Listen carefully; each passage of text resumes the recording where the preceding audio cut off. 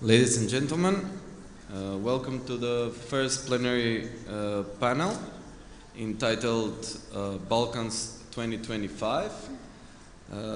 My name is Oran Nechev. I come from the Institute for Democracy Societas Civilis from Skopje, and it is my pleasure and honor to moderate today's panel. Before starting, I first need to apologize on behalf of the organizers that the EU ambassador to Serbia had to cancel the participation in this panel for private reasons, but he will be coming to the Belgrade Security Forum in the next days. So we have 4 distinguished panelists, and I will start with the lady, Hedvig Morvaj, Executive Director of the European Fund for the Balkans, an initiative of a number of European foundations, including Robert Bosch Stiftung, King Bandoan Foundation, Campagna di San Paolo, and the Erste Foundation. Long-standing activist, I would say, and supporter for EU integration in the region. Welcome, Hedvig.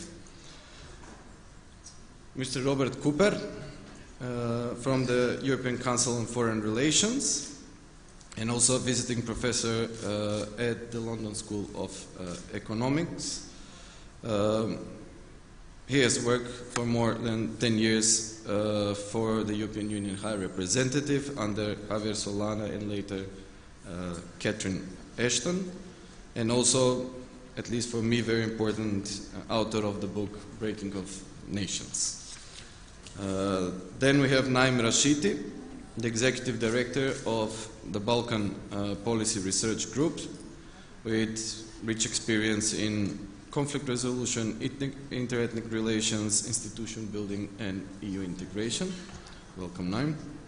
And finally, Vladimir Međak, currently Vice President of the European Movement in Serbia, for a long period of time employed by the government working on the EU accession process. Welcome, Vladimir. So, before going to the question to the panelists, I just would like to give a short description on the panel and the aim of the panel. So, 15 years ago, the Thessaloniki summit, at which the perspective of the Western Balkan EU integration was confirmed, countries of the region are still far away from the EU accession. When in September 2017, the President of the European Commission, Jean-Claude Juncker, announced a new momentum, reaffirming the EU commitment to the enlargement, many of the Western Balkan countries optimistically thought that the future of the Balkan is bright and very certain. However, the EU communication on credible enlargement strategy that was published in February came out less optimistic and harsher in regards to the conditions than the majority expected. The document makes it clear that the Western Balkans, in order to progress towards EU membership, will have to enhance their efforts in implementing reforms and resolve all the bilateral issues. Also, the new EU strategy confirmed the already obvious that the Western Balkan countries are at different stages of their EU integration process, while naming Montenegro and Serbia as the front runners, although this will be one of the things that we are going to discuss. Can we judge the countries based on their current status in the EU integration process, as well as Bosnia and Herzegovina and Kosovo lagging behind the rest of the region. So having this in mind, and also taking in consideration the name of the panel, my first question to the panelists, and I will start with Robert Cooper, giving a bit of European perspective, and then followed by Hedvig with a regional perspective, and then Naim and Vladimir with a more local Serbian and Kosovo perspective. So my first general question to the panel is, where do you see the Balkans in 2025? And I start. Well, I don't know, because the trouble with the future is we don't know what happens. But the advantage of the future is that what we do makes it happen. When I say we, I mean that in a very broad sense, but the political leaders make it happen with luck, and all of those who support and encourage them, and indeed push them. But I have never been an elected politician, and I don't think I would have been any good. But it seems to me that if one has the courage to embark on a political career, then one ought also to have the courage to do difficult things. And nothing is easy, and certainly EU accession isn't easy, but whoever does it, whoever makes the courageous decisions to, in all kinds of areas, of which the most important is probably internal reform, but with Serbia there's also the question of Kosovo. I think the leader who makes those courageous decisions and takes the decisive step forward will be the person who will go down in history books as a hero. And what's the point of risking your life, in a way, by going into electoral politics, unless you can do something like that, something big? And I think there's an opportunity now in Serbia, actually a very good opportunity in Serbia. I think there's another opportunity in Macedonia as well, and I hope that they take it too. But so I won't say that the future is bright, but I think there's an opportunity that ought to be taken now. Make the future bright. Hedvig, thank you. Thank you. Well, 2025 will happen sooner than we think, and unless there is a major shift in how we approach the development processes, the reform processes, the democratization process in this region, and how the EU approaches the very same in this region, nothing significant will change. I think that after the great enthusiasm what we had end of last year and in the first half of this year, we were expecting positive developments in this region, first as encouraged by the new communication of the Commission, by the Sofia summit, the London summit, the positive developments in Macedonia. Well, more or less we are back where we were. We still hope that there might be some good news for the region. We are expecting, especially in the case of Macedonia, that the situation will develop in positive direction. However, I think that we can all forget The date, certainly, because I don't even think that the date was a real issue at any point, at least a real date behind which the EU as a whole entirely was standing. I think that it was a kind of messaging, and I even think that it created confusion, and it can lead to disappointments. I don't really see how it can motivate processes, because there are no major shifts in how this process is designed. And it is as there are, I mean, we need both sides.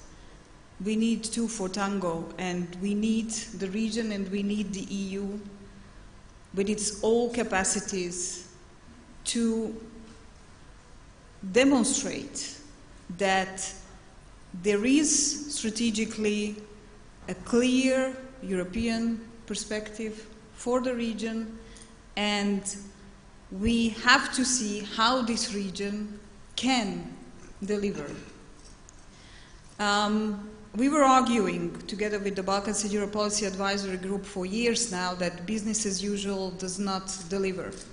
And with this chapter theater, what we see under the current technical process running, we can even see that those countries which are technically closer to the EU accession, in some cases are not that close when it comes to the real implementation or the real situation on the ground, or even if we look at some other developments which are recently very much present in most of the countries in the region, when we look at the real indicators, democracy indicators, if we look at the media freedom, if we look at the civil society, if we look at the state of human rights, if we look at the levels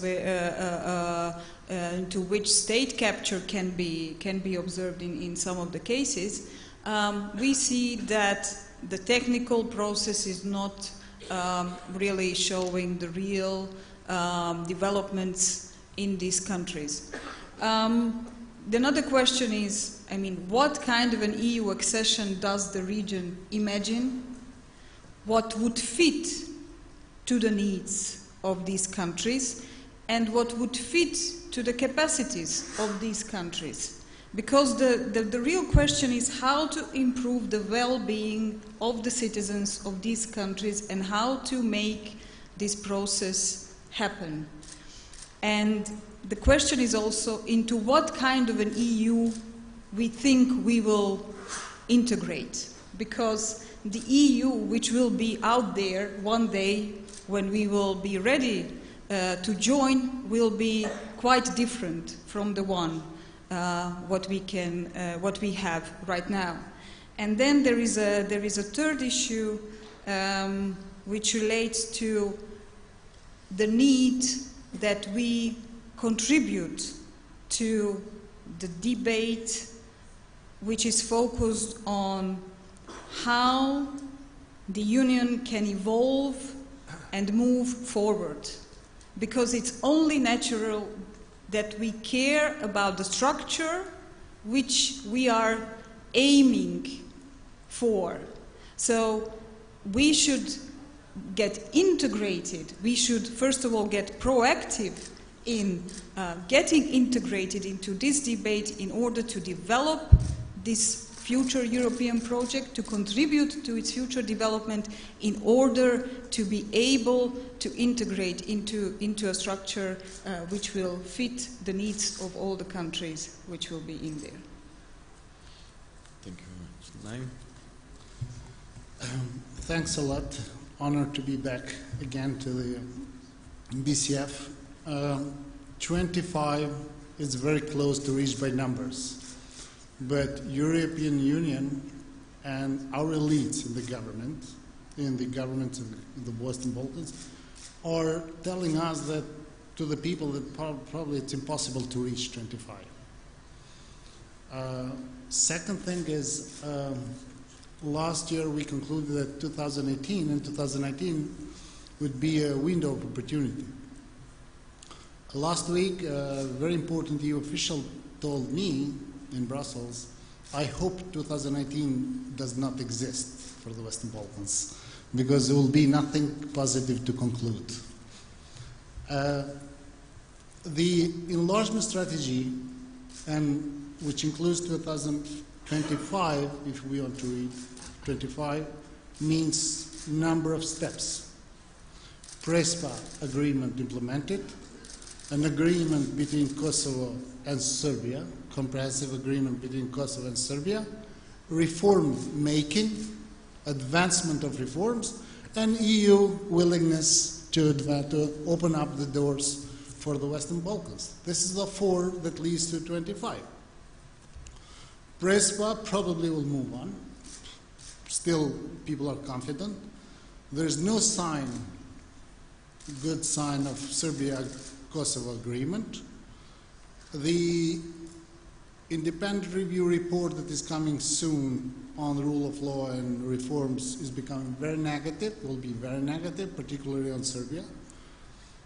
And elections in Europe for EU institutions, Europeans themselves say, we wish it didn't happen. It was not an election that year.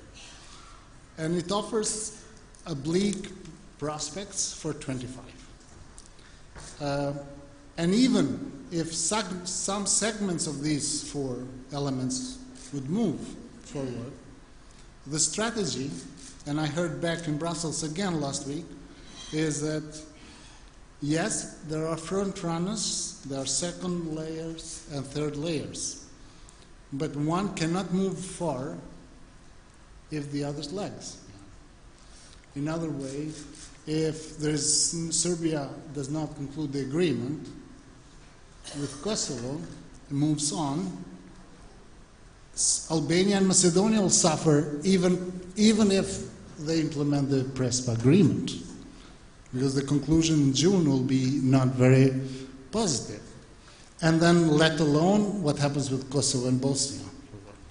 So in the 25 can sound to me, or sounds as reading as of today, that just to save and pretend for the EU enlargement process, Montenegro will slowly move, and the rest will stagnate badly in a much frustrating environment, as Hedvig said.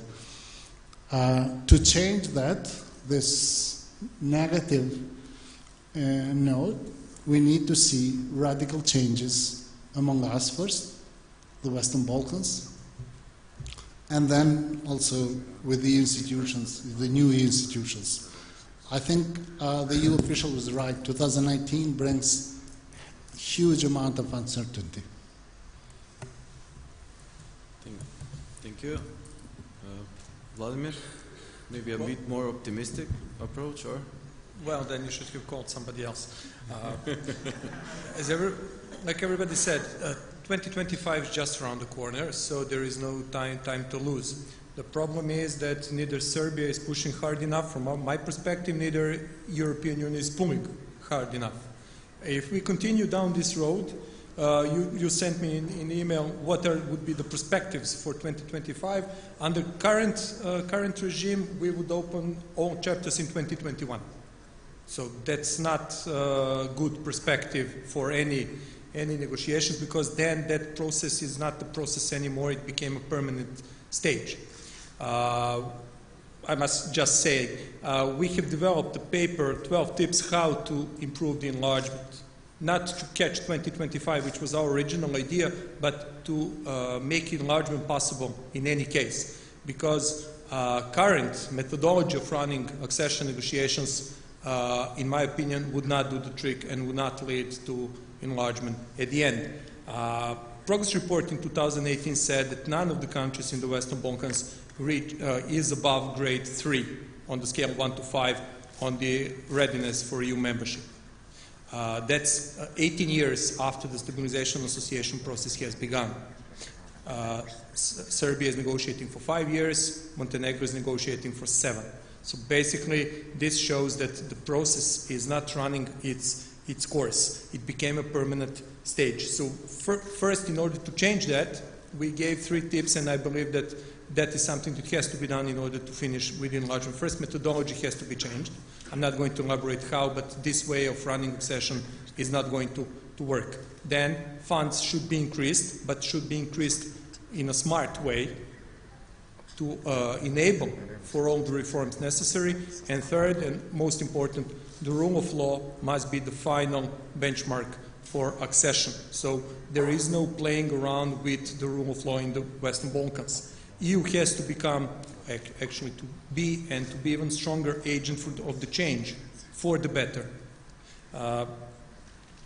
We are always told that we have to make some brave choices, so does EU. So it's not bravery necessary only on this side, it's necessary on the other side. EU had that necessary bravery and courage in the 90s, so we had the Big Bang enlargement. Now it appears that the EU is afraid of the Western Balkans, which is in number of population getting lower and lower, but smaller than Romania. When we speak about Serbia, so far we have opened 14 chapters, closed only 2. I'll see our readiness once we start closing those benchmarks for closing the chapters. We have not come to that. Montenegro has closed only 3 out of 32 or 33 that they have opened. So they have closed only 3. And that will actually show the readiness for membership. You spoke about state of democracy. Freedom House actually calculated that state of democracy in the Western Balkans is now lower than it was in 2006. So we have circled back to 2006. And that's not something that we should be proud of after 18 years of the process. I can just name some of observations that EU Commission said in the progress report for Serbia. Level playing field of elections was tilted. Serbia needs to professionalize and depoliticize administration. Political influence on judiciary remains a concern. Corruption remains prevalent. Organized crime convictions remain low. Freedom of expression, a matter of increased concern. And yet Serbia is more advanced on this scale than the rest of the Western Balkans. So the situation is very bad in the entire region. Problem is, these reports are not read. So they are read by a few of us enthusiasts that have actually nothing better to do in our lives, and we actually sit and read those reports. Message by the EU in the media is that things are running according to schedule. I just haven't seen the schedule. That's the problem. It all comes back, and when you read this, it all comes back to the rule of law. In my opinion, when we speak about Serbia, and that's why you invited me here, the changes of the constitution that are currently underway dealing with judiciary will be the breaking point. Because in my opinion, freedom of judiciary is what will make all this disappear. Without freedom of judiciary, none of these issues actually can be resolved. And this is going to be the test, both for EU and for us. We see that the EU is very strict when it comes to freedom of judiciary in European Union. We follow the example of Poland. Irish court actually refused to extradite an indictee to the Polish court, and they're both in the EU. So EU can actually be tough. And this is what I think that EU should be as the agent of change in the Western Balkans, particularly on freedom of rule of law and judiciary. Everything else we can negotiate. We can negotiate the level of pollution. It's not good, but we can negotiate. We can negotiate state aid or agriculture or subsidies and stuff like that. But on these things we cannot negotiate, because if you do not have free judiciary, nothing else can be finished. You cannot have protection of intellectual property if you don't believe in the court's sentence. And I will finish here, don't worry. Don't press the ejection button, please. Juncker said in this last State of the Union address, we must find unity when it comes to Western Balkans once and for all. Should we not, our immediate neighborhood will be shaped by others. I must say, EU is the only one in our neighborhood that actually mentions any notion of the rule of law and of democracy. Nobody else asks about that. So if EU stops asking about that, we would actually lose the distinction between the EU and everybody else that are around us. And as a difference specifica between today and 30 years ago, EU is not the only one with free funds at this moment surrounding Western Balkans. So this has to be the distinction. Before, okay. Yeah. I just wanted to say that that's absolutely right. That if you ask what is the European Union, the answer is the European Union is a community of law and cooperation. But the basis of the cooperation is actually the law. It's actually a common. What does the EU do? Answer: actually, it makes laws. Now, many of the laws are not of great significance. So, if you want your baby to die, it's better to give it food that meets EU standards than standards from somewhere else, because they're very good standards. But fundamentally, what the EU does is it makes law. And consequently, the most fundamental point for taking in a new member is it should have a legal system which is above reproach. This is why the question of Poland at the moment is so important. Why do you need democracy? You need that too, I think, but for two reasons. One is because democracy is the only way to protect the rule of law in the end. You do not get the rule of law in authoritarian states. And secondly, because the culture of democracy is a culture of openness, discussion and compromise, and that's also necessary in the EU. But you are absolutely right. Fundamental is the rule of law. Now, I don't know how long it takes to create, to do a massive reform of the rule of law here, but it takes longer if you don't start today. And that's the important thing. And if you start today and people see, and the EU sees things happening, then the mood will change and the pace will change. So I think that's the right place to start and to keep at it. Yeah, so if I can sense from the panel is that the future is uncertain and it will be hell of a ride to get in the EU by 2025. So my perspective is whenever I want to understand the other person from the other side, I always put myself in his own shoes. So if I put myself in the shoes of EU, then this date that I've given to the Western Balkan countries is quite optimistic and realistic. So I throw the ball in the court of the Western Balkan countries. So now it's your turn to do the reforms, right?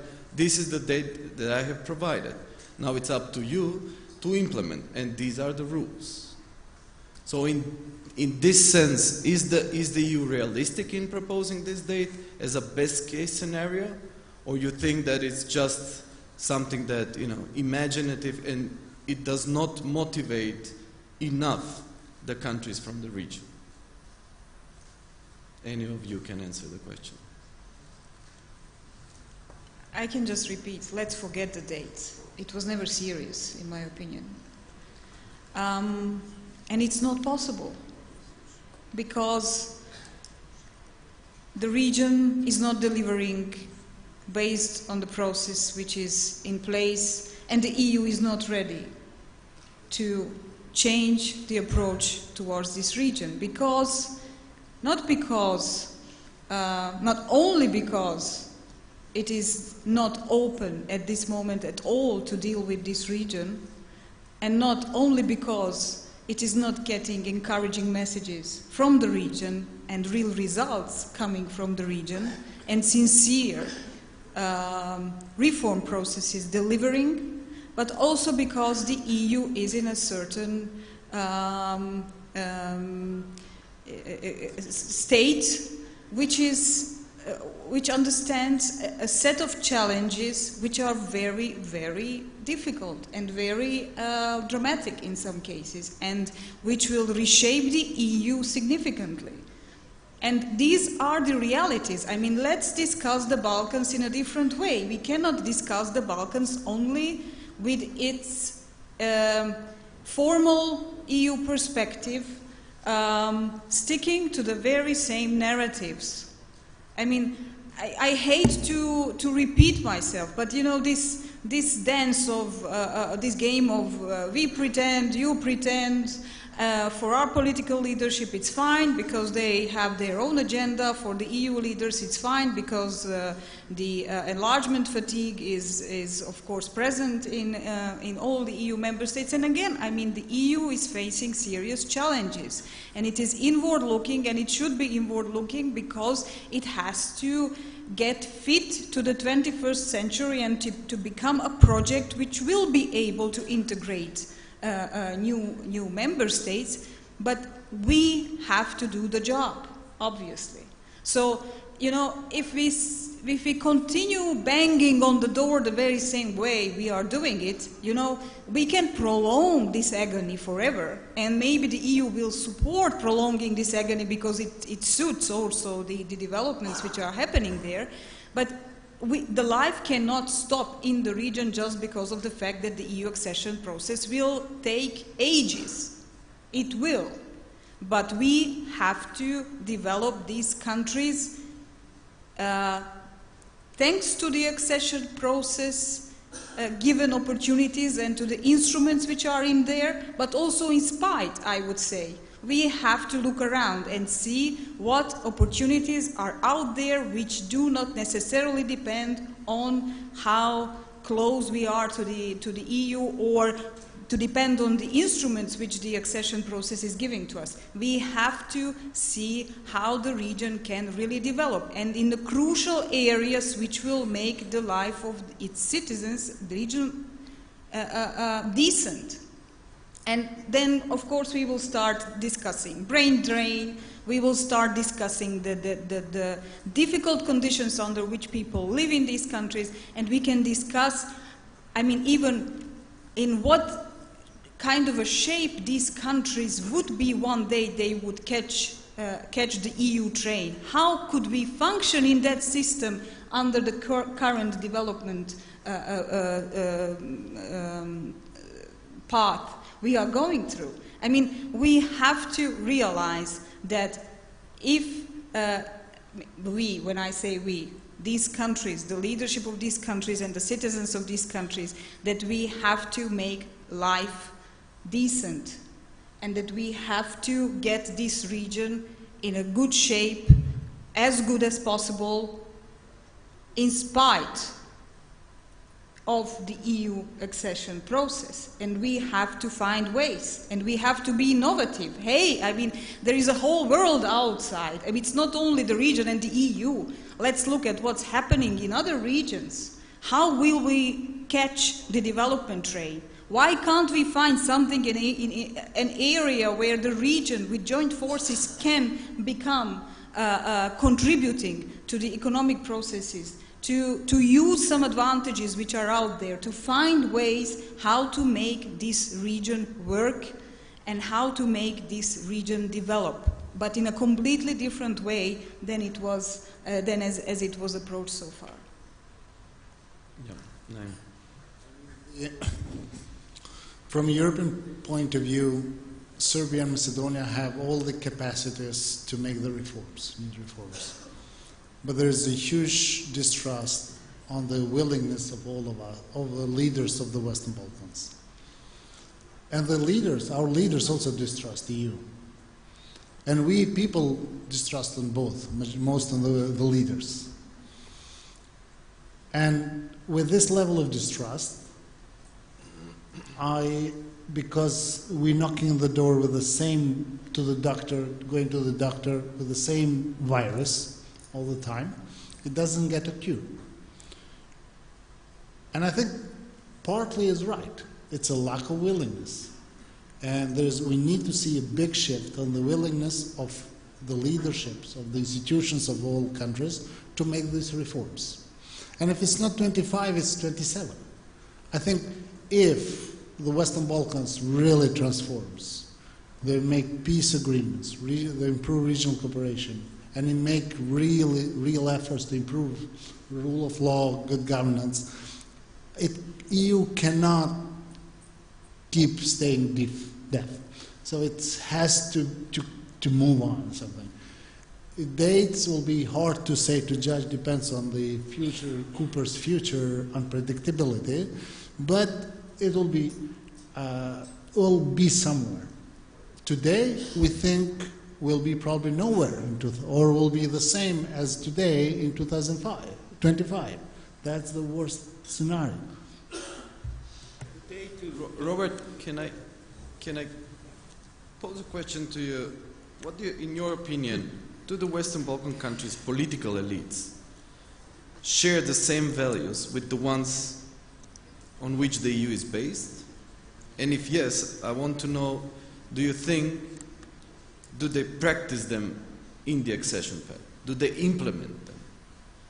I don't know. I mean, I think you only know what people's values are by what they do. I believe that they share the values of the EU when I see them making dramatic changes. That the date to concentrate on isn't 2025, it's tomorrow. What is somebody doing tomorrow? Because if you don't do it tomorrow, then you decide not to do it the next day after, then the answer is forget it. If somebody, any of the countries in the Balkans, started making visible progress in difficult issues, like fundamental issues, like the rule of law, if that happened, the EU would fall over itself with enthusiasm. This is a process into which an enormous number of officials have put an enormous amount of time.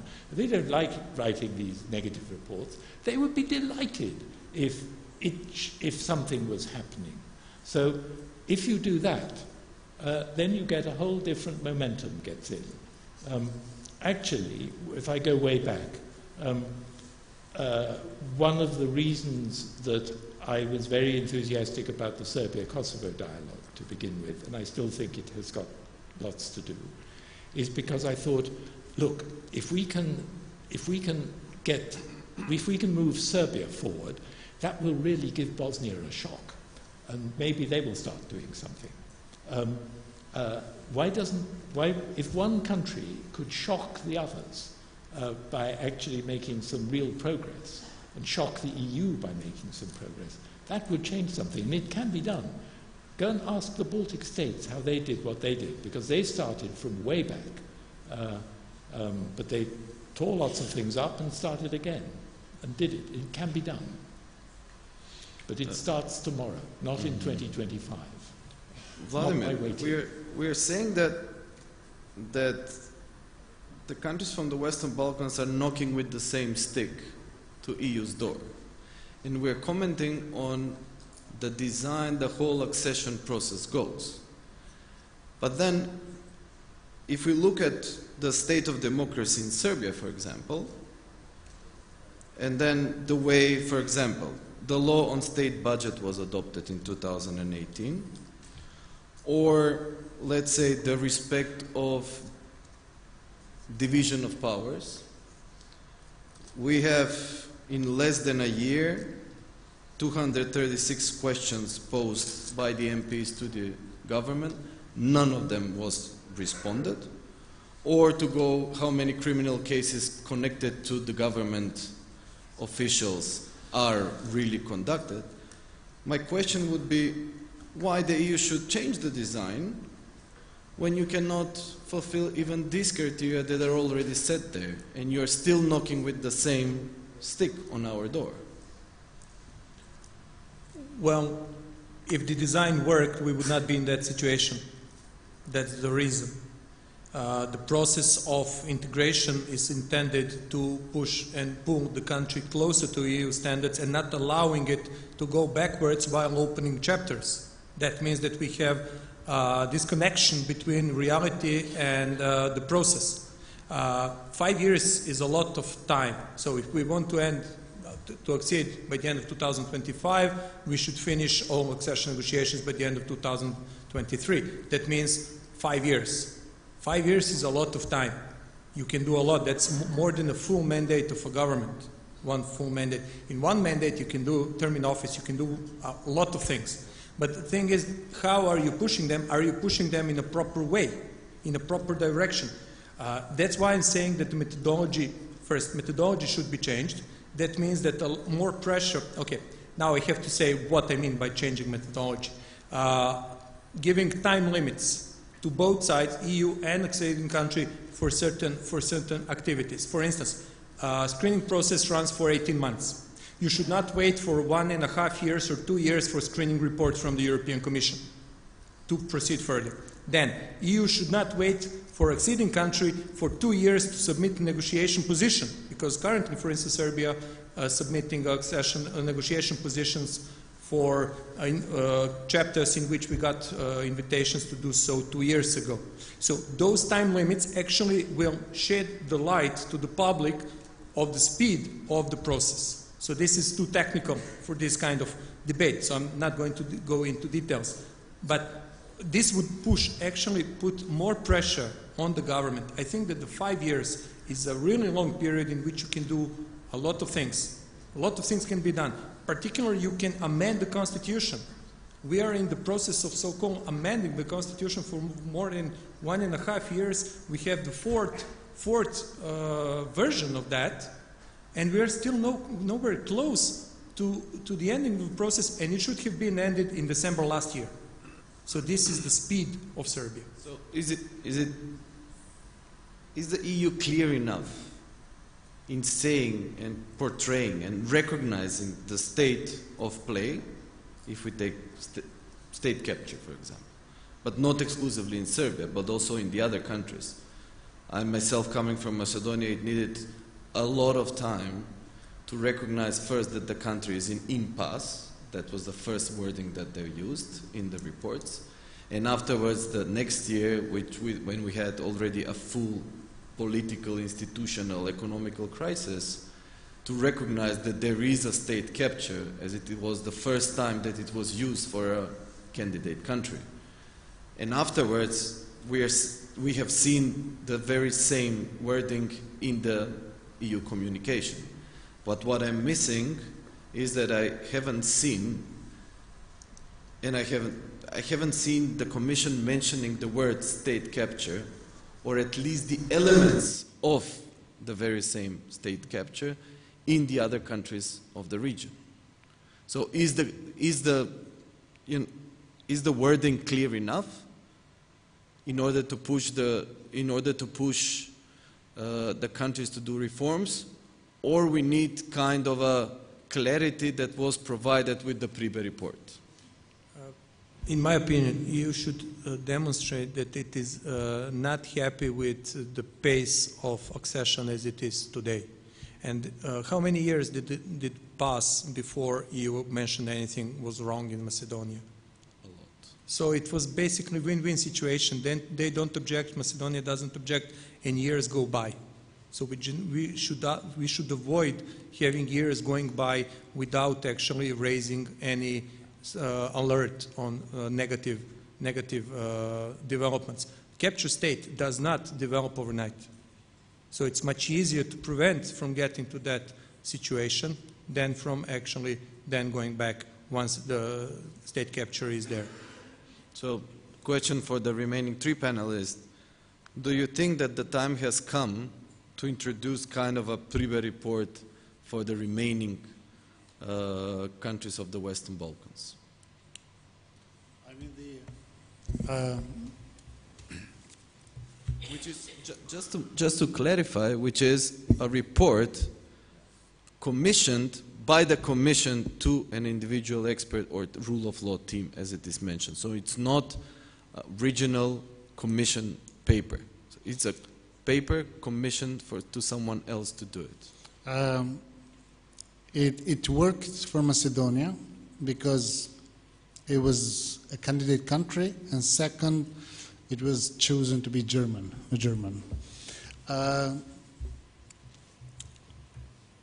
The methodology has to change, not in the achieving goals. It has to change in targeting other groups in the Western Balkans. EU gets tighter and tighter into working only with elites, corrupt elites that hardly read the progress reports. And they are more and more ignoring society's citizens. And I think in an environment where there's a high level of distrust between the people and the elites, it should be investments in the citizenships and societies that will raise the pressure from bottom up, not only from top to bottom. There's a metaphorically, the doctor has become a bit old, and the patient remains sick because the therapy, they got immune to the therapy, and the therapy has to change.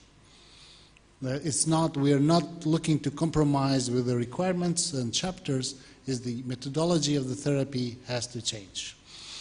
And the Pribe report, I hear that it's coming something very good, I mean very bad, but very good methodology is coming for Serbia in next spring.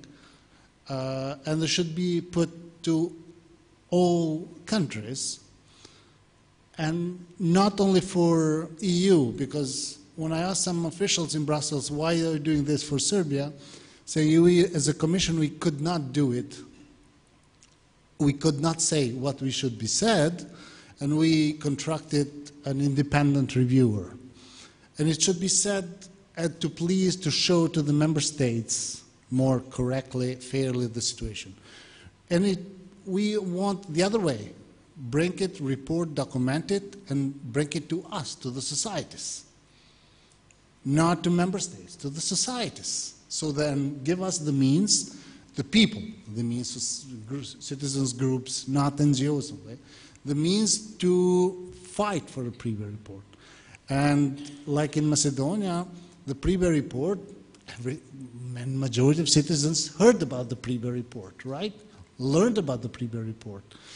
And it offered well-argumented structures that to work on. And I think it should offer the Pribe report, should offer evaluation, but along the 2025 path. Not the Pribe report to stagnate the process, but Pribe report to speed the process for 2025. I mean, there's always a risk with reports, because normally in government, if you've got a problem that's very awkward, you get somebody to write a report on it, or you form a commission to write a long report on it, because that process then takes a lot of time, and you meanwhile do nothing. So actually, any decent government ought to know what the problems are. I would start tackling the problems tomorrow, but maybe the person who should commission the report is the Serb government itself. If you must have Mr. Pribe, get Mr. Pribe to write it. But I think probably the Serb government knows what the problems are, and write their own report and then implement it. Start tomorrow. Yeah, this is the question of capacity and the willingness in order to implement this reform. So, my question to Hedvig, what all the reports are saying, that we need to increase the regional cooperation. So it's one of the rare organizations that supports civil society engagement on a regional level. How satisfied are you in what has been achieved so far, and where do you identify the potential areas of improvement? We have mentioned, for example, the state capture. Do you see a potential in the region to monitor such developments? For example, if we take the Pribe report for the whole region, do you think it will be beneficial for the region to have a civil society regional organization or consortium of organizations that will monitor and closely follow the reforms of the countries? Well, as I understand, there are two questions actually. One is related to the state of regional cooperation, and the second is the role of civil society and the regional cooperation of civil society. Well, considerable resources have been invested in enhancing regional cooperation, and we cannot say that there are no results, because there are very interesting processes, initiatives ongoing. Everywhere where we see that there are clear interests for establishing cooperation, it is happening, and obviously there are interests, because this is a region with a joint heritage, with as we say, with our language, except the Albanian language. People, it's easy to communicate. There are great initiatives, for example, the Vicinities TV show, which proves it. How people can discuss issues of regional relevance, everyone in his or her own language, and very well understand each other. In all areas where there are clear interests, people cooperate. If we look at the political level, of course, if we look at political initiatives, intergovernmental initiatives, we are overloaded with that type of regional cooperation examples. And it is encouraging then for the citizens to see that it is happening on the political level. And in many cases, it is important that the citizens see that the politicians meet, they talk, they exchange, and there was even a joke that members of the Serbian government saw more often their colleagues from the neighboring countries than their own colleagues from their own government, because it is sometimes you have the impression that it's happening every week, a ministerial conference here, a ministerial meeting there, a presidential meeting there, a prime minister's meeting at another place. On the other hand, it's very difficult to see what are the tangible results. I mean, the latest example, the Berlin process, which was a very welcomed initiative in 2014, because the accession process was clinically dead, so we needed a positive impulse, and that was given to us in the form of the Berlin process. After 5 years, after 5 summits, it's very difficult to explain to ordinary people what it really brought additionally to regional cooperation. Politicians like the format because they enjoy traveling to these high-level summits, being in a joint family picture with European leaders like Angela Merkel and Macron and some others. So they very much appreciate these opportunities. But when it comes to practical results, even for some of the projects which seem to be very concrete, it is not yet clear how and whether they will be realized. For example, bilateral disputes were already mentioned. That is one of the major outcomes of the Berlin process. In 2015, there was the Declaration on Solving Bilateral Disputes signed in Vienna. Then there was a very rocky road in following up on that declaration, and it's very difficult to say what is going to be the destiny of this very important initiative and how it can be followed up. Again, because of the very complicated setting of the Berlin process itself, where unless there is a structural approach to enable follow-up and the real proactive initiative to take ownership by the regional governments for the agreements and for the initiatives which are part of the Berlin process, nothing concrete can happen. And then there is a third factor, and that is involving the societies of this region in making those projects really happening in the region. So there are I mean, unless there will be now some serious follow-up, but prior to that even, some serious evaluation of what happened after 5 years, some serious stock-taking, what was planned to happen before the London summit, but it didn't. So we are very much looking at the direction of Poland right now, whether they will include that element and in preparing the summit. We cannot have any big hopes with the continuation of the Berlin process, I would say, because it will become one of those annual meetings which mean something for the political leadership, as I said, but not really delivering concrete results. And then just shortly about the civil society role. Before the civil society, we're going to have a change in the leadership of the RCC beginning of next year.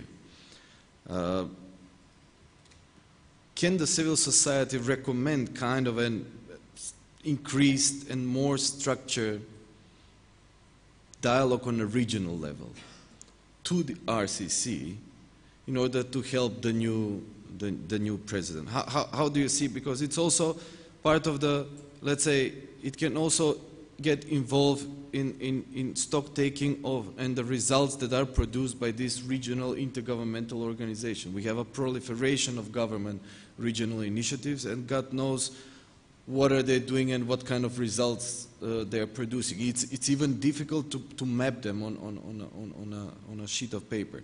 So can we, in this regard, help the new leadership of RCC in order to get involved in structuring the regional dialogue and also inclusion of civil society? Well, the Regional Cooperation Council is important because it is actually the leading regional cooperation, institutionalized regional cooperation mechanism existing. And it's, there will be shift in leadership, but I think what's more important is that there are new realities in the region. There are new realities in the regional cooperation of this region, in the bilateral cross-border relations in the region. Again, I think the situation is worse than it was a few years ago. And it's a completely new situation and a new reality in the EU. So in that context, I think the RCC, if there will be a new strategic planning phase for the RCC, all these factors should be taken into account.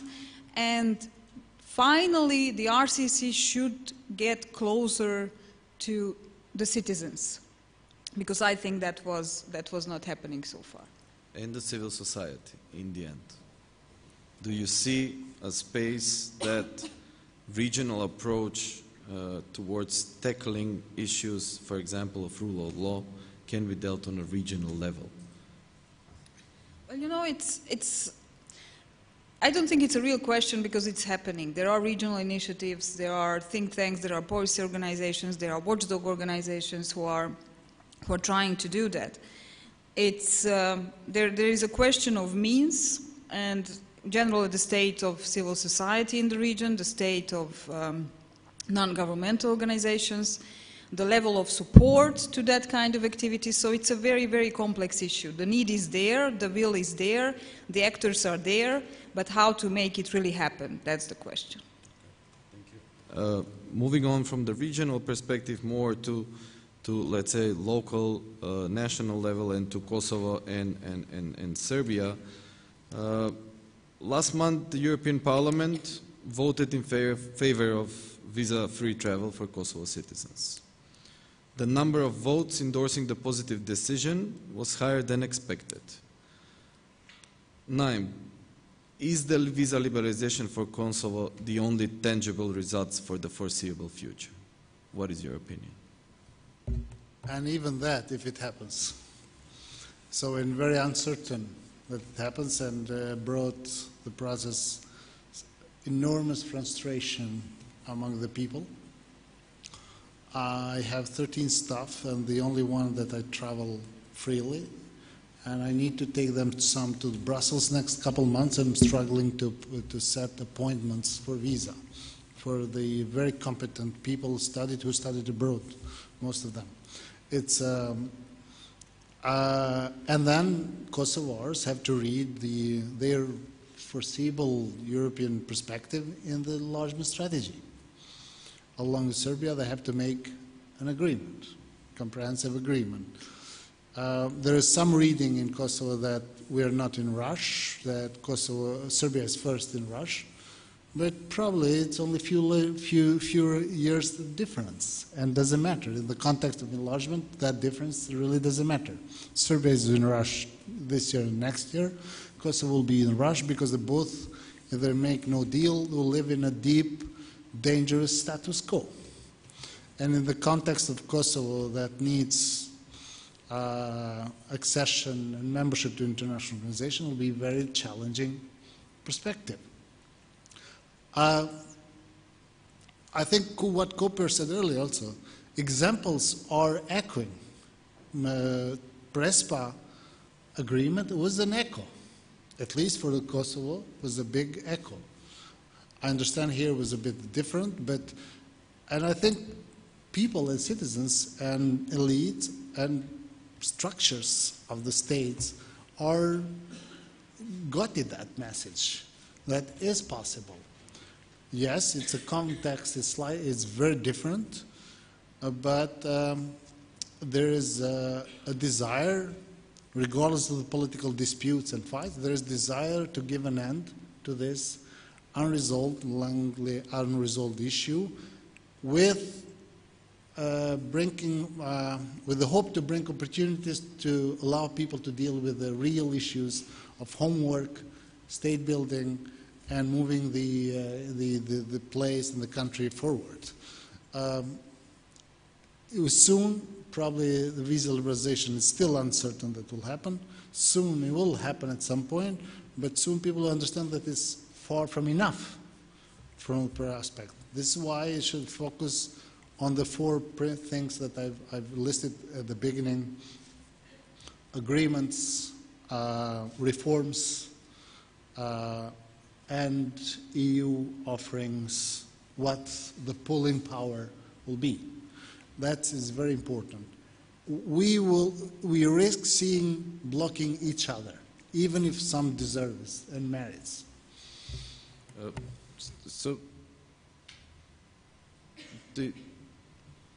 If this is not enough, do you think that there is a critical mass in Kosovo, an interest among the political elites to engage substantially in the dialogue with Serbia in order to push for a sustainable solution?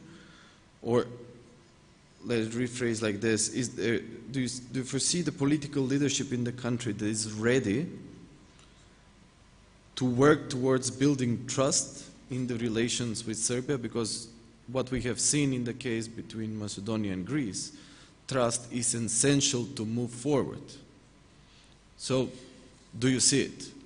We are far from Zaev-Tsipras relations. We are far away. And the main issue is lack of basic trust. And people heavily distrust any negotiations with Serbia and the whole process. And they distrust the leaders, their leaders. And there is distrust in the international community. They don't see international community, there's a will, but they don't see the machinery of international community coming together and pushing for it.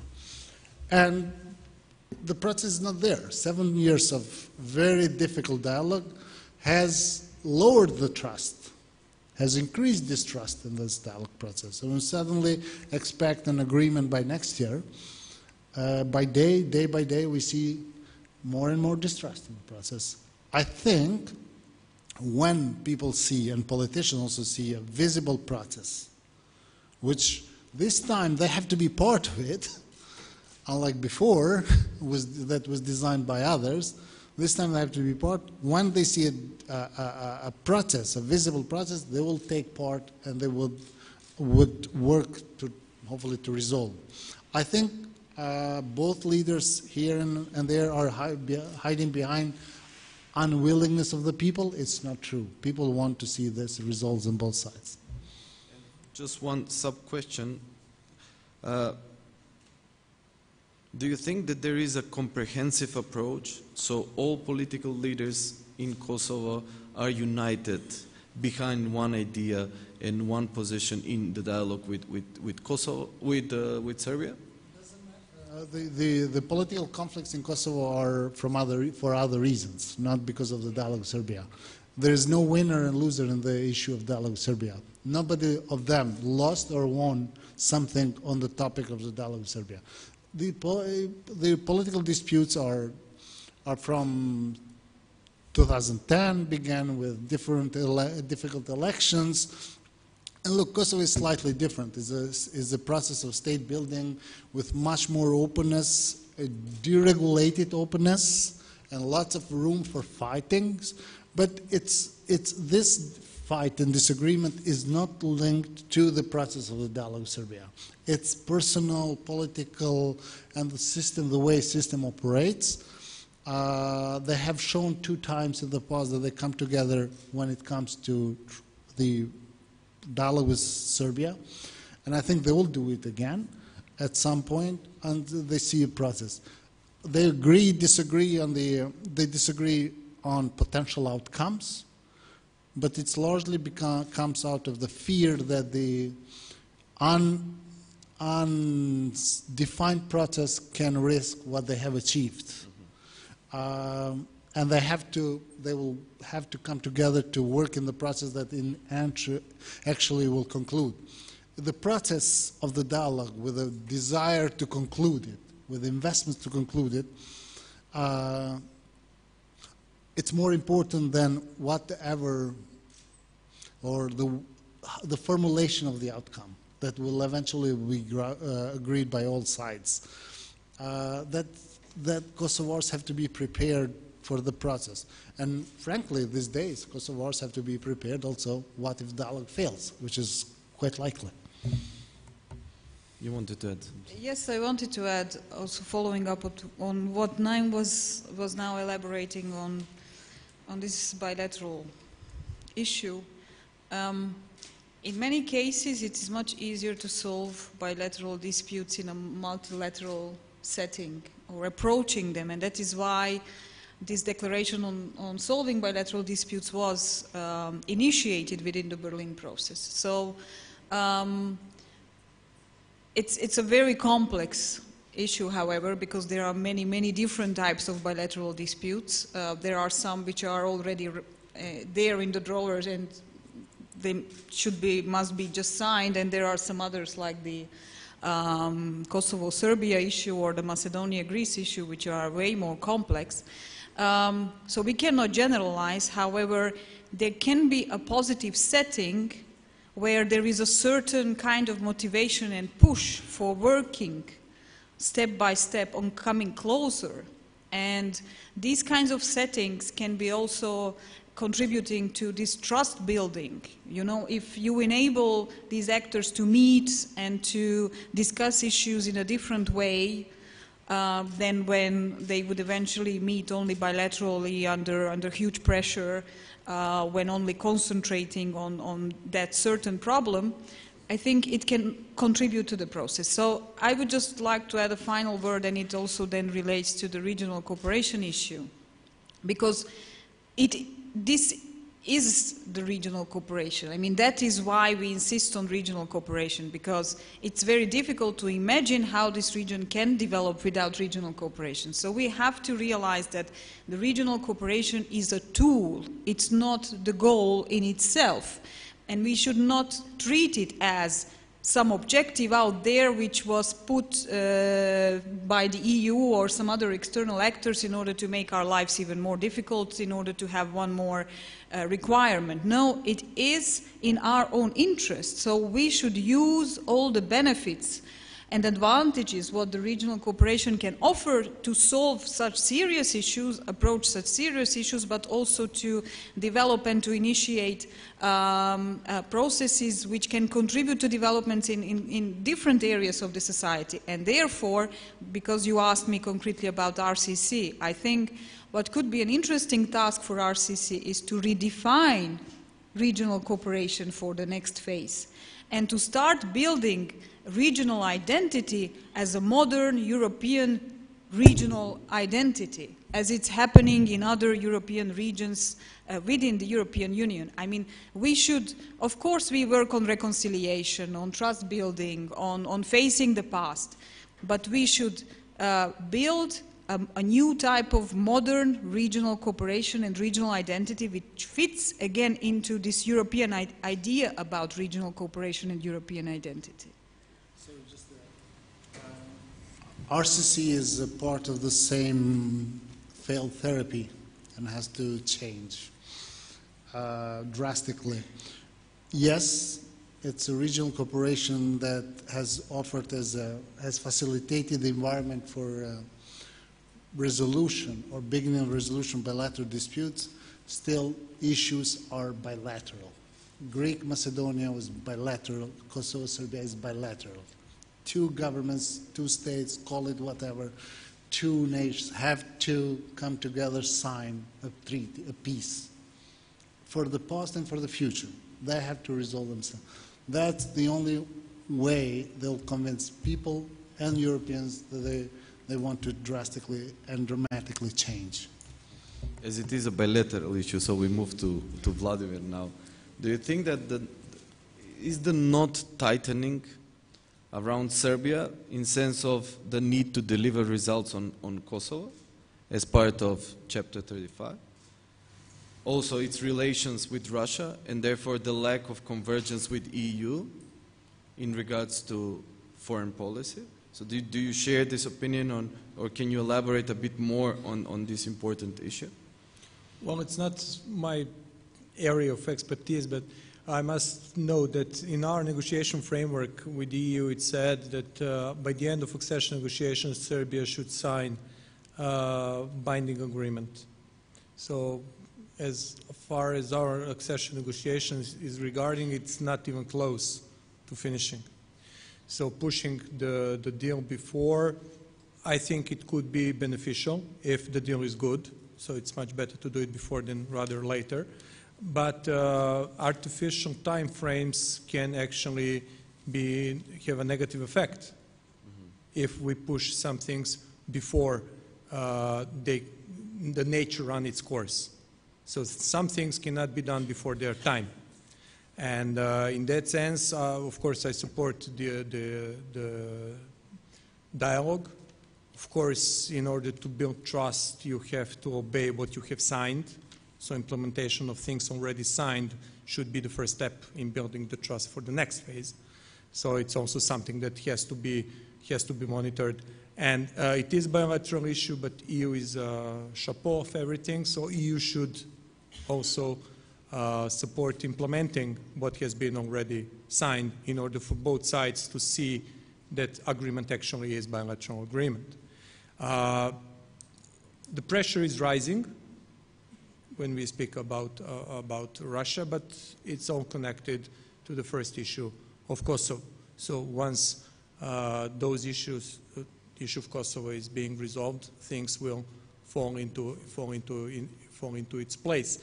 Serbia has to take care of its own national interest first, and then everything comes second. I believe that these things can actually be coordinated by the end of accession, and then to roll in as a fully functioning member state, being the only way that you can actually enter as being fully functioning member state.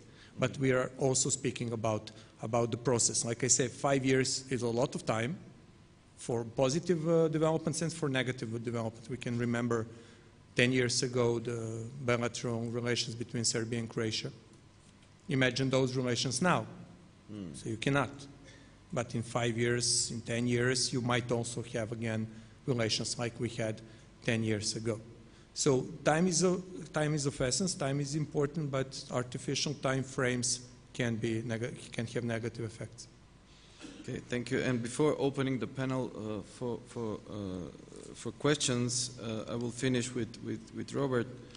Following your visit to Skopje and Pristina, you have written a commentary entitled "Breaking Old Habits in the Balkans." And then you are mentioning that we should leave the political leaders to give enough time to resolve the issues. So my question would be, did they had enough time to propose something in written already? that we can really examine, as you've written, not just what is proposed, but also how it might be done and what measures might accompany it. Well, I guess they need a bit more time because they haven't done it yet. And because the issues really are very difficult and need to be looked at very carefully. So I think that doing it, I think if it's done, it needs to be done very carefully, and therefore more time is needed. And I was a bit irritated with the vast number of commentators who arrived and immediately condemned the idea of an exchange of territory. Now, exchange of territory is quite a far-reaching idea. It needs to be thought through very closely and very carefully and looked at in detail. But maybe it's a good idea. And so all I was saying is, well, it's really difficult to do these things if you're two political leaders negotiating, and we ought to give them some time rather than tell them, no, that's not acceptable before they've even done it. Actually, I think it's already encouraging to find two leaders of, well, Serbia doesn't after all recognize Kosovo. It's good to see two leaders of countries which have been in conflict recently actually talking to each other seriously. That's already positive. If it produces a real result, a serious result, that's been thought through in detail and can be sold domestically, that's even more positive. So I thought it was premature for people to condemn. I should say that I don't see why those things, I don't think you have to do either or. I think if you can reform domestically at the same time, in a way the domestic reform is the thing that matters for all countries more than anything else. Reform domestically so that you have reliable judicial process at home.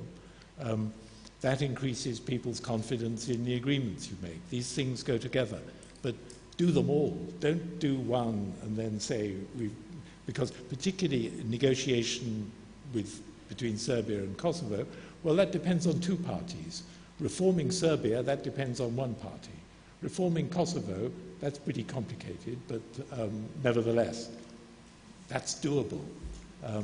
So my answer is do everything and do it now. Okay. But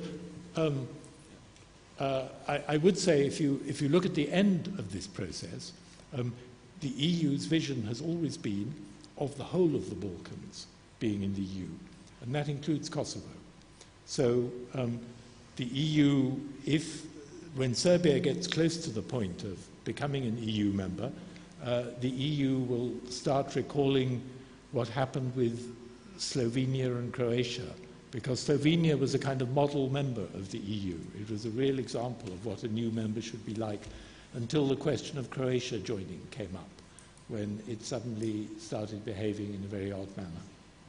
And everyone will be a bit afraid of that. So I think that fixing the Serbia-Kosovo thing is very important in the context of Serbia joining. Just one short comment. Glad that you mentioned that. I would like that particular issue of Slovenia and Croatia being also mentioned when Serbia is ready to join, but to Croatia. So they should be recalled of what they have suffered, just to be on the safe side that it won't repeat again.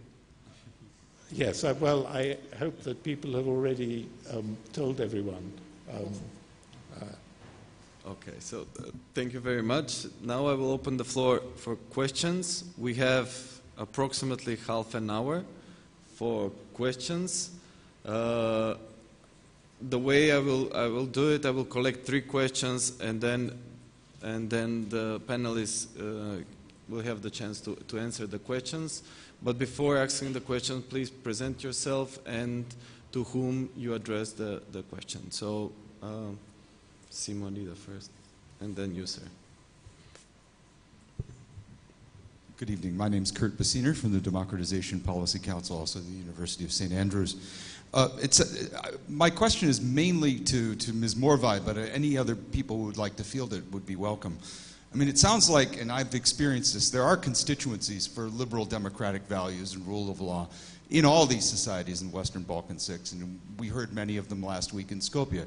But they feel let down by the EU quite often because they've seen the EU gravitate to leaders rather than listen to them and cut them slack. So the question I have is, how do you see mechanically a way to assist those constituencies in pressuring their leaders and getting outside the usual lane, as we see in the Berlin process, of leadership to leadership, elite to elite? Because I think the record shows that the elites aren't serious. They don't want what they say they want, and we can no longer really believe them anymore.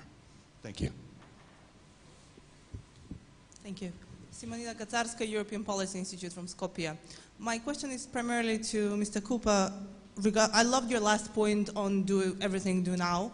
But our case of Macedonia shows that it's very difficult. Even one issue that we solved relatively quickly on paper seems to take a lot of time. Now, the European response, going back also to your argument that Europe will be thrilled, was not that jubilatory, at least on the 25th and 6th of June. So we are running against that wall. And now going back to your last discussion on Kosovo and Serbia, how do you feel that the non-recognizers would respond to the potential solutions? How do you see the European response on that side? And the question is specifically to Kosovo and Serbia because I like to get away from my own yard. And I have a short comment, Zoran, if I may, on the Pribe reports. I feel that on rule of law, they were very useful in Macedonia, but then again, they were a diagnosis. And they also showed that the EU lacks models in this area, and the solution will have to come from our court. So then still the ball is in our court on these issues, even if you have the Pribe reports. Thank you. One more question, or? No, so, Hedvig, if you'd like to answer the first question, how can we assist the constituency in order to pressure the leadership, the political leadership? Yes, well, this is a huge topic, and that is why, for example, our group, the BIEPAC group, came up with a report mentioning the term stabilocracy, where the EU is supporting governments which formally guarantee stability in these countries, and on the other hand, it lets down these constituencies which care for democratic standards and the decline of these very same standards in many cases. So this is a phenomenon which is happening all over the region, and it was already mentioned, finally, it was somehow recognized by the Commission that these tendencies are happening in the region without naming certain countries. There are representatives of civil society and of these pro-democratic constituencies who are claiming that naming and shaming would be one of the solutions. Obviously, there are instruments which could be used in order to help these constituencies and the civil society, and especially this watchdog part of the civil society, to play its role and to have opportunities to open discussions and to contribute to the discussions and to involve the society in these discussions. This is largely not taking place because the media freedoms are also very much contested in all these countries. So it's a very complex issue with interdependent facts. However, it must be addressed, because there is a certain tendency which is unfortunately not only happening in the region, so it's even more difficult to look at the EU when we have a situation like in Hungary or in some other EU member states. So that makes the position of these pro-European, pro-democratic constituencies in these countries even more difficult, because they feel that they lost the partner in the EU, the natural partner for promoting the European values, for promoting democratic values, and for gaining support for their own efforts and work in involving the society and getting the broader society on their side, supporting the positive reforms in these countries. Mr. Cooper? I think actually that the EU was thrilled by the, first of all, by the agreement, and at least the people I know were even thrilled by the result of the referendum, which they thought was very badly reported in the press, but was actually a big success, and they will be ecstatic if Mr. Zaev can get this through, because there are things that you can't do unless you're Macedonian. Actually, I think the experience of everybody I know, and if you don't believe it, you can check with Iraq, for example, but you can even check with post-war Germany, is that you can't govern other people's countries. Even when you've invaded them and taken them over, you actually can't govern them.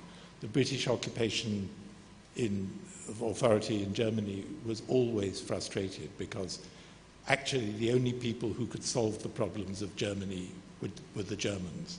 And the solution was to get a German constitution and a German government, and then things raced ahead. And nobody else can reform the countries here except the people who live there. And therefore, it's really in Brussels. Brussels doesn't get very excited normally, but it's really exciting if you see somebody who really does want to change things. And maybe Brussels isn't very good at expressing this, but I can't remember what question I'm answering, except that I did want to say... The second question is about the non-recognizers. The non-recognizers. How they will react. I mean, if Serbia-Kosovo relations sort of grow together, if they can find useful ways of collaborating, and I think there are lots of useful things that they can collaborate on, and the more they do that, the more, that's how you build trust, is actually by working together. The more they can do that, the sillier the non-recognizers will look. For my part, I don't think that the non-recognizers caused some trouble, but basically they don't cause that much trouble now. And the more Serbia and Kosovo function together, the more the non-recognizers will forget that they don't recognize. So I think that's a problem which people are often very reluctant to change their formal position, because most of them didn't non-recognize because of non-recognition. It was to do with something else. But I think that if Serbia-Kosovo relationships go well, if Serbia itself and Kosovo itself themselves develop, then I think non-recognition will just become irrelevant. Okay, thank you. Hope you're satisfied with the comments. Any other questions?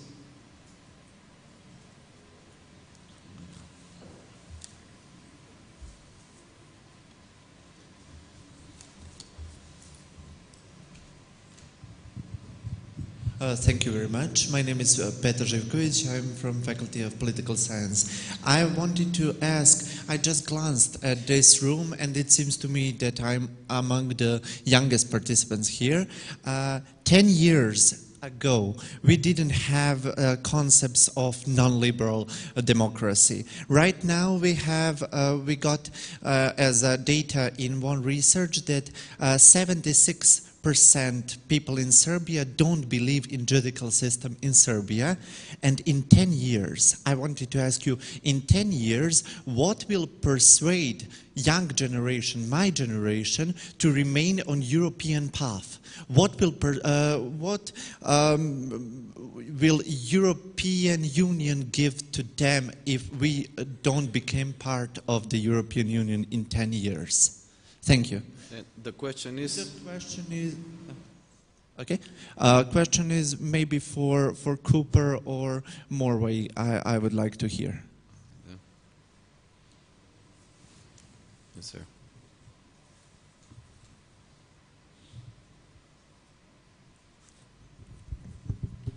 Hello, Tomasz Żornaczuk from the Polish Institute of International Affairs. Zoran, if you allow me, I would have a question to Ms. Hedvig.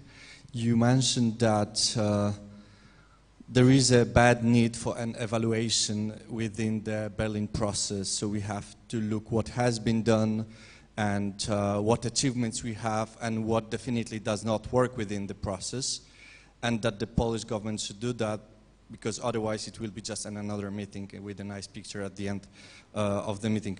Would you have some technical hints on that so I can bring them to Warsaw and maybe say a word to the Minister of Foreign Affairs what to do? Thank you very much. Thank you. Sonia?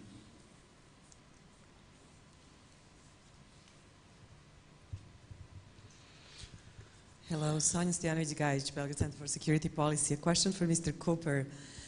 You were asking to do something now by elites, from what I understood, here in the region. So my reading of your statement, and I'm just asking to check if I'm wrong or right, is that you don't think that these states are captured because you count that the elites that capture them can do reforms themselves. Please. I wouldn't like to make that judgment because I don't live here. I don't know it well enough to say that. You're people who can judge. If the states are captured by elites and they're being run by the elites, for their own private benefit, then I think that's very. Then you're in a very tough position. Sometimes I think this happens a little bit in my state too, and it's quite difficult to deal with it. The problem with that in the end is that, well, actually, maybe Macedonia is an example of, yes, it can be changed through the ballot box, but to do that, you probably need new parties and new people. But I can't answer the question, do I think that states are captured by elites? I'm pretty sure that democracy could be improved in all of them, and I'm certain that the rule of law could be improved in all of them, but that's about as far as I'll go. There was another question that was asked. That's right, what should the young people do? I fear that what the young people are doing is they're leaving. And that's not really very healthy, because there's something here. It ought to be. We don't want to have a kind of.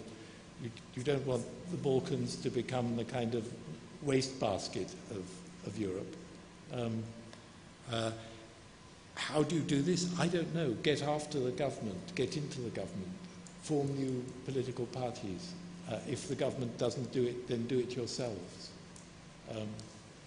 But that's all I can say. I was never a youth organizer, so I don't know how to do this. Vladimir, you wanted to mention something? If I may, even though it's not directed to me, it's not a question what EU could give to us. That's not the question. That's a wrongly placed question. The issue is what we can do for ourselves once we are in. So joining the EU, it's not about taking funds, like, we are poor cousins from the south trying to get the social welfare. That's not the point. If that is the mode of entering, then we are doing it wrongly. The idea is to enter, be prepared, and then Serbia would be in the position to give to its youth population what it should give to the youth population. 10 years ago, we had visas yet, so you could not move around. You could not go to Greece or anywhere else. We did not have a trade agreement with the EU. So 10 years ago, we basically didn't have two main pillars of our relations with the EU. Those two should not be taken for granted. We had even better position in 1992. We lost it in one day, on April 27, 1992. It all ended. So it was taken for granted and then it was lost. So what can happen in 10 years and what should happen is what Serbia can actually give. And that's why I said at the beginning, and my basic point is the rule of law. Once that is in order, Serbia would be a different place to live, where people would not have to live, where people would not live. We are entering EU actually on the individual basis. So eventually we will join the EU. But the idea is to join collectively as a state, not on individual basis, every man for himself. So the idea is not for EU to give us anything. It is for us to take what is offered and to do the best with it that we can.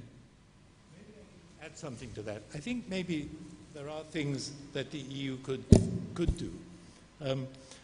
I think that the EU, instead of having this kind of very dreary bureaucratic process where chapters are opened and closed, I wonder if the EU, and I'm not working for them now, so it's not my responsibility, but I wonder if the EU, in exchange for real reform in specific areas, and I mean real reform, not just stuff on paper, but things that really change people's lives, if the EU couldn't offer more real steps towards membership, and by which I'm meaning not something which is another box ticked or another name or something like that, a sort of for example, participation in meetings as an observer, which I think would be useful for both sides in that it would mean that when Serbia and other countries joined, they would understand the way in which things worked, the culture better, and it would also be more visible for people if their people were now participating as observers rather than as full members.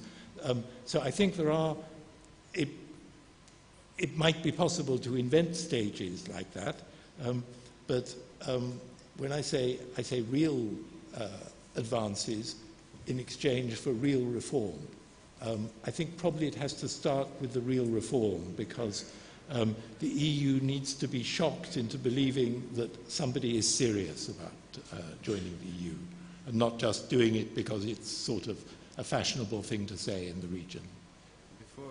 Before giving the floor to Hedvig to answer the question, because I also feel young as you. I'm not young as you are, but I still feel young. So I think the first thing that we should do is to address these questions to our own governments, not to EU.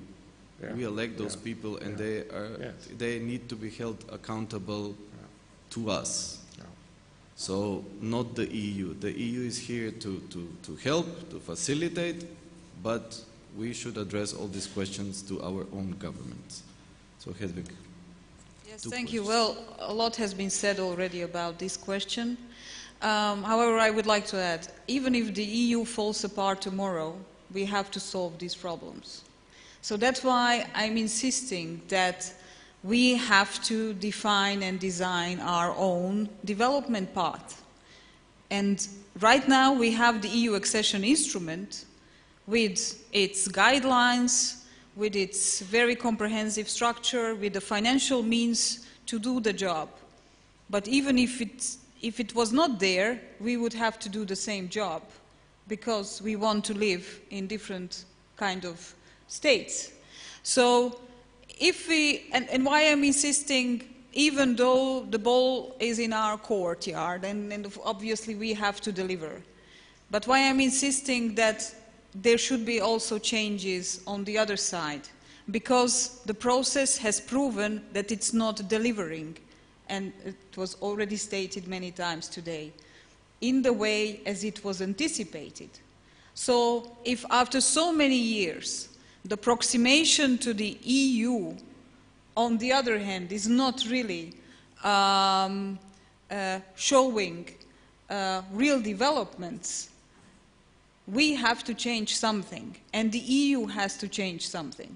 On the other hand, if you go to the Netherlands, for example, if now your university or your student organization would have a study trip, for example, to the Netherlands and meet politicians from the Netherlands, and you would ask the same question, they would say, go home and do your homework. No discussion. And it's not only the Netherlands. There are a number of countries who have that approach, and we just saw that in the case of Macedonia now, when it was not granted the candidacy status after the recent developments. So, all in all, we have to do our work. And when we say that the society should be included in the EU accession process, it does not mean that all citizens should decide together with the politicians about the nitty-gritty details of the process, and that everyone on the street has to know what kind of chapters there exist and what are the exact steps to make. But it means that the society makes or takes its own share. Every individual takes its own share in making this process happening. And I mean, I'm looking at you, and I'm glad that this question came from a young person, because your group, your generation, and especially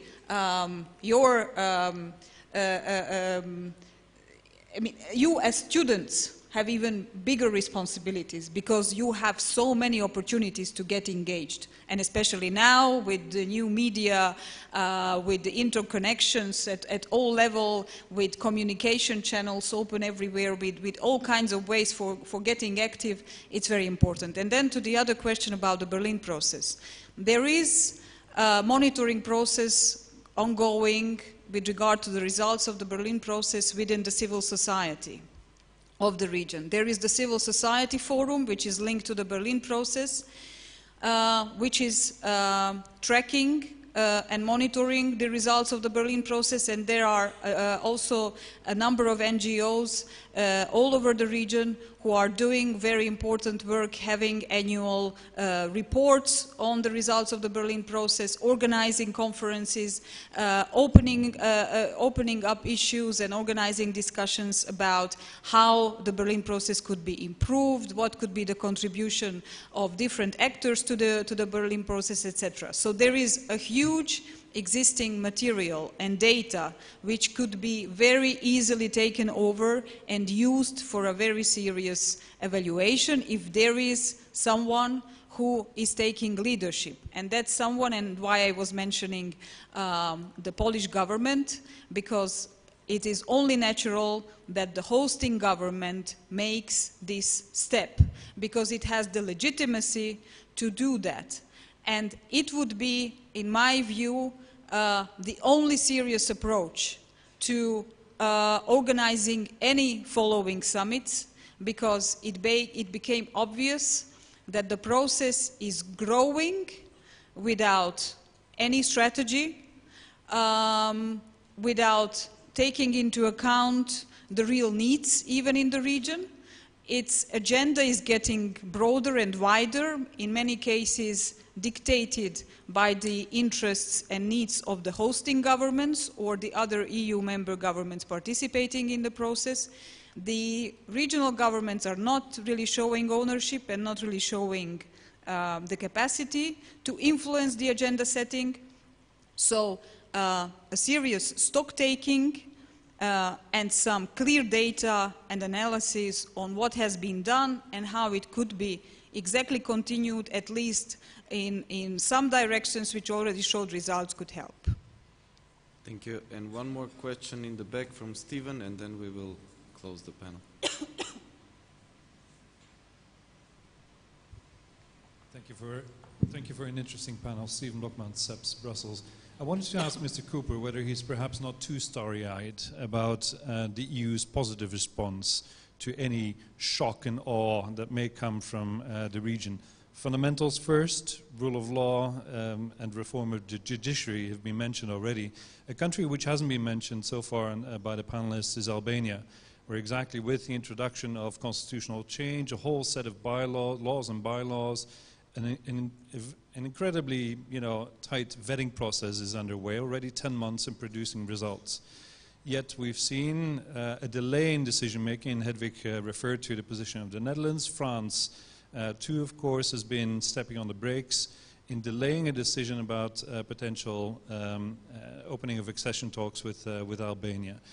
Is it really possible that we are perhaps not aware enough about the prejudice which exists within our own societies about the accession of poorer Western Balkan states?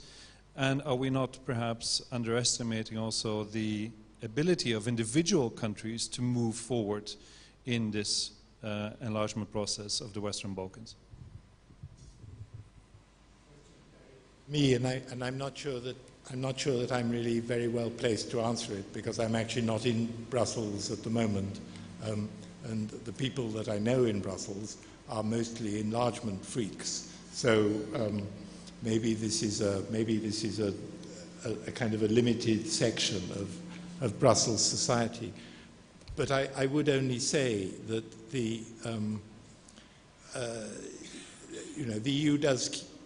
So far, in my experience, the EU does keep its commitments, and there's a commitment made in Thessaloniki, and it's still there, and it's been repeated several times, and I think that they should be held to their word. And I haven't followed Albania very closely, but I'm delighted if all that's happening, if it really starts turning into a real legal system that functions really well, then that will bring its own results. I mean, I'm sure that if people see this functioning, then that changes everything. So I maintain my faith in the EU. It's sometimes slow, but when it says it'll do something, in the end it will do it. You want to say something? I mean, Steve, the reality is that this non-cooperation or a pause on the enlargement has caused a growing distrust between the European Union and the Western Balkans. And yes, there are lots of prejudices in Europe, despite the very positive actions from there and there in the Western Balkans. But at the same time, Albania, from where it was a year ago, is getting lots of attraction and good news in the European Union. And Germany, who's their best friend now, is very positive that with the reform, heavy reform, unseen before they are doing, I have a statement from EU officials that they will catch up with Serbia if they really implement these reforms.